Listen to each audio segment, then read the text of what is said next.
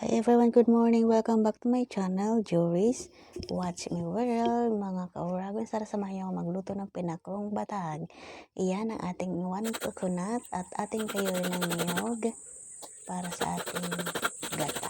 Yan, parang nag-grate lang para ating katasin after.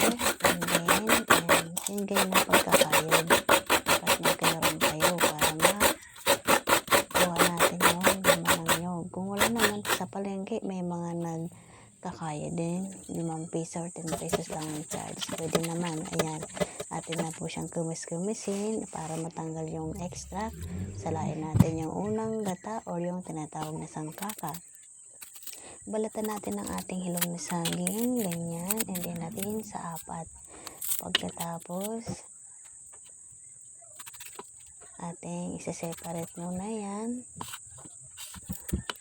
Para naman yung ating hinog na saging ang ating babalatan at hihiwain din sa 4. Kung gusto nyo guys, puro hilaw lang dahil originally hilaw lang naman talagang saging ang pinako sa Bicol. So much better, mas masarap din po yun. Dahil masasayang po yung saging natin, kaya inalo na po natin yung ating hinog na saging or manibalang. Sasama na po natin yan. Ayan, ganyan. 2 mangkok. Tapos lagyan natin dyan yung gata. Yung pangalawang gata lang ilagay natin para sa pagpapalambot ng mga hilaw na saging. Ganyan guys. Kapag pala hindi pa kayo nakasubscribe sa aking channel, Joris at Watch Me World, please don't hesitate to subscribe to my YouTube channel and then watch my videos, and please like and share. Please hit the button para mananotify po kayo kapag mayroon na po akong mga bagong upload na videos about different happenings in my life, about cooking, financials, everything po. Ayun po yung mga pinagbalatan natin ng saging.